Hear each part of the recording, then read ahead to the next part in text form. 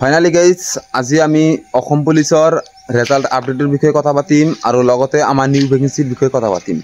আমাৰ ৰেজাল্ট কেতিয়া আহিব পাৰে আৰু ক'বলৈ গ'লে আমাৰ নিউ ভেকেন্সি আমাৰ কিমান আহিব পাৰে আৰু কেতিয়া আহিব পাৰে আমি ফুল ডিটেইলছ আজি কথা পাতিম। তোমালোকে যদি আমাৰ চেনেলটো আজি নতুন আইছা তেনেহলে চেনেলটো সাবস্ক্ৰাইব কৰি ল'বা আৰু ভিডিওটো ফাৰ্ষ্টৰ পৰা লাষ্টলৈ চাই থাকিবা। আমি যদি রেজাল্টের বিষয়ে ক'বলৈ যাওঁ মানে মামাক কেইদিনমান আগতেই মানে এখন সভাত মানে সুধিছিল মানে আৰু তাতে মানে কৈছিল ৰেজাল্টেৰ বিষয়ে অসম পুলিচৰ আমাৰ 10 অক্টোবৰতেই আমাৰ এপইন্টমেন্ট দিব আৰু 9 অক্টোবৰত আমাৰ ৰেজাল্ট দিব বুলি কৈছে সভাখন। বাট এইটো মানে কনফাৰ্ম নহয়, মামা মানে এনেই কৈ দিয়ে।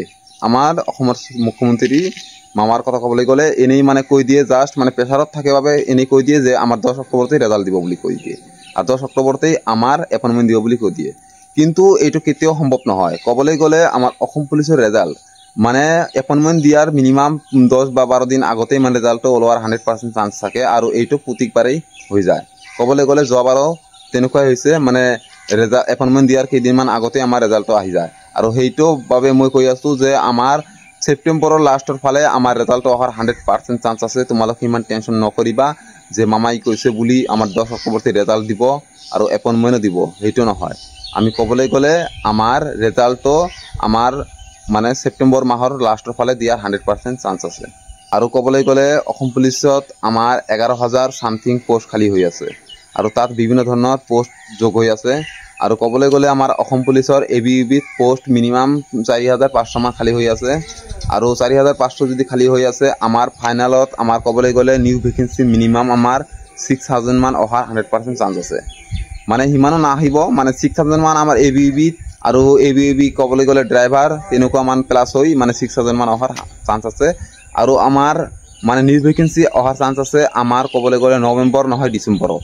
কাৰণ অসম পুলিচৰ যিবিলাক কেণ্ডিডেটৰ মানে এবাৰ মানে ফাইনেল মেৰিটত নাম আহিব সেইবিলাকৰ জইনিং হোৱাৰ পিছতে তাৰপিছত আমাৰ নিউ ভেকেন্সি ওলাব। আৰু নিউ ভেকেন্সি খালি আমাৰ অসম পুলিচে নোলাব, অসম পুলিচৰ লগতে আমাৰ ফৰেষ্ট গাৰ্ডো ওলাব। সেইবাবে সকলোকে কৈ আছো তোমালোকে এতিয়াৰ পৰা প্ৰিপাৰেশ্যন কৰি থাকা। মেইন কথাটো হ'ল যে এইবাৰ ফিজিকেল কাট অফ বহুত মানে বেছি গৈছে। ক'বলৈ গ'লে কিছুমান ডিষ্ট্ৰিক্টত 53 সামথিঙো গৈছে, 54ও গৈছে, তেনেকুৱা কাট অফ গৈছে। তোমালোকে ফিজিকেলত মানে ক'বলৈ গ'লে এইবাৰ বহুত মানে ভালকৈ দিবলৈ চেষ্টা কৰিবা আৰু তোমালোকে এতিয়াৰ পৰা ৰানিং কৰি থাকা আৰু লং জাম্পটো প্ৰেক্টিছ কৰি থাকা।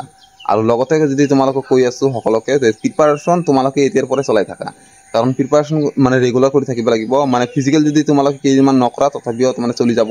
ফিজিকেলটো তোমালোকে যেনে তেনে মানে পাছ কৰিব পৰা, ভাল মাৰ্ক লৈ আহিব পৰা। বাট ৰিটাৰ্ণত তেনেকুৱা নহয়। ৰিটাৰ্ণত যদি তোমালোকে ৰানিং কৰি নাথাকা, সিলেবাস কমপ্লিট নকৰা তেনেহ'লে কিন্তু ফেল কৰি যাবা। আমালোকৰ লগতে মানে কিছুমান আছে মানে 54, 53 তেনেকুৱা মাৰ্ক পাইছিল, বহুতো সিলেকশ্যন হৈছিল বাট ৰিটাৰ্ণত ফেল কৰি গৈছে। ৰিটাৰ্ণ মাৰ্ক উলিয়াব পৰা নাই, 15, 16, 17 এনেকুৱা মাৰ্ক পাইছে।